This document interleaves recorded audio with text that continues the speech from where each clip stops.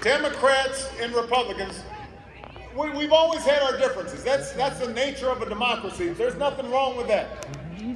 When I was running against John McCain, when I was running against Mitt Romney, we had serious disagreements on the economy and on foreign policy and on social issues. And those elections were close and contested, and we had debates. But the truth is, although obviously I believed that the agenda that we set was the better agenda for America, I never thought that those people were not honorable. I did not think that if they were in the Oval Office, that America would spin out of control. I didn't think that they couldn't represent us on the world stage. I just thought they represented a different political party and a different philosophy. But look, and I'm being honest here, that is not the case with the current Republican nominee. He doesn't have the temperament or the judgment or the knowledge or apparently the desire to obtain the knowledge or the basic honesty that a president needs to have. Say that. And that was true even before we heard about his attitudes towards women. Now, of course, it was true when we heard what he thought about minorities and what he thought about people of the Muslim faith and when he made fun of disabled persons or when he insulted Gold Star families. You know, but you know, you don't have to be a husband or a father to hear what we heard just a few days ago and say, that's not right. You just have to be a decent human being to say that's not right. And if it makes you mad, if you say that's not somebody I want representing the United States of America, you can do something about it, North Carolina. Go to iwillvote.com, register to vote right away, and make your voice be heard.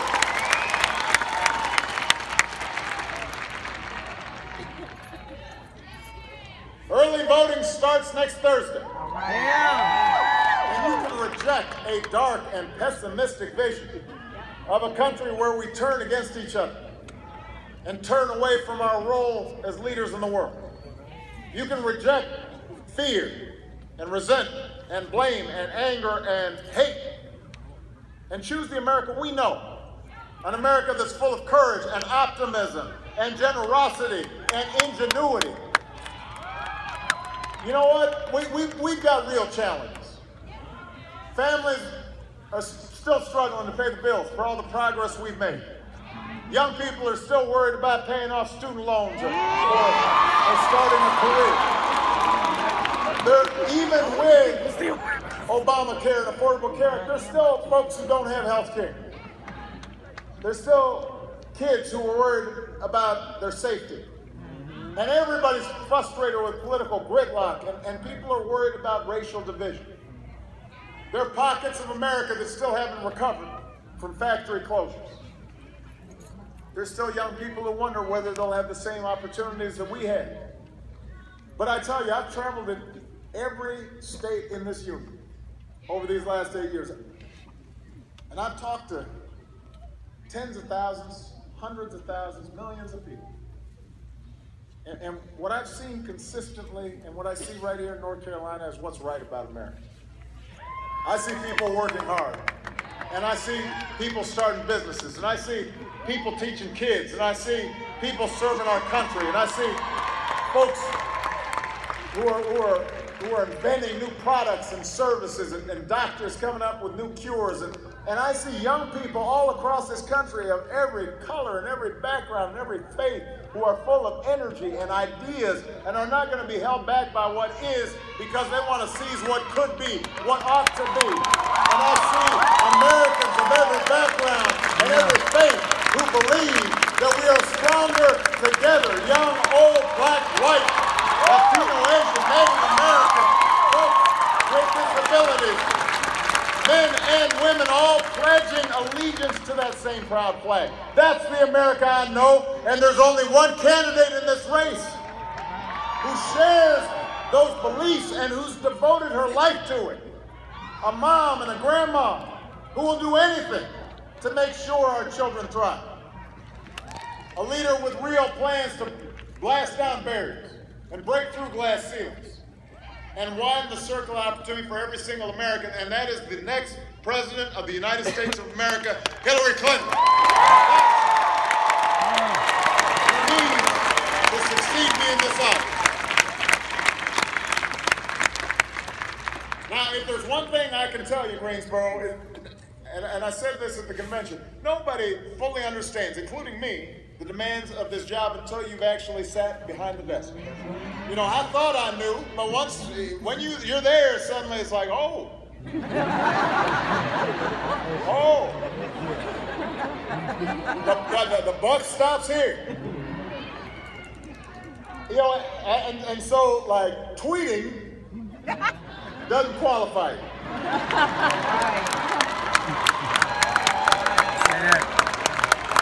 Sound bites don't qualify. Insults certainly don't qualify. Nobody can fully know what it's like to manage a global crisis or know the feeling of sending a young person into war. But I tell you, nobody's been closer to those decisions than Hillary. As a First Lady, as a Senator, as my Secretary of State, she knows what it means. She knows what it takes. I've seen her intelligence and judgment and temperament and her discipline. I saw her in the Situation Room where she argued for the Bin Laden mission. I saw it in capitals around the world where she was tirelessly pursuing diplomacy that led to new partnerships, that opened up new democracies. She understands that the decisions you make in this job mean life or death, affect soldiers and veterans and workers who need a good job or a raise or a decent retirement. She understands that it counts for families who are trying to climb into the middle class or stay in the middle class, and kids who are looking for getting a decent education. And she listens to people and she keeps her cool and treats everybody with respect.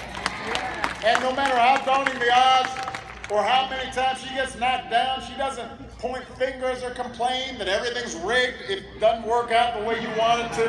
She doesn't check her mic. She just worries about getting up and working harder, and she doesn't quit. That's the Hillary I know. That's the Hillary I admire.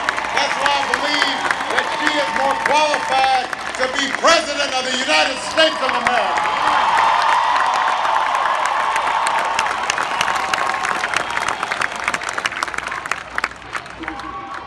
And she's got real plans to address the real concerns that she's heard on the campaign trail. You know, you watch these debates, and everybody's all like, oh, well, you know, the commentators afterward, they're all like, well, you know, she was really maybe explaining some stuff, you know, in great detail, in contrast to the other candidate. That's because she actually knows what she's talking about. Which is helpful when you're President of the United States to know what you're talking about. Come on, people. Come on. This isn't an audition for like some show. This ain't a show. She's got specific ideas to invest in jobs, to help workers share in their company's profits, to put more young people and children and toddlers in preschool, to make sure that students get through college without taking on a ton of debt. She actually is sweating the details. She cares about this stuff. I remember 5 years ago, I asked every cabinet secretary to give me new ideas for ways to get our economy creating jobs faster. Because at that point, Republicans were in charge of Congress. They weren't passing a lot of legislation. So we were trying to think creatively, what can we do without Congress doing anything? And Hillary sent a 12-page single-space memo, had footnotes. I was like, Lord, let me I had to do my homework. But that's who she is. That's what she spent her life doing, fighting.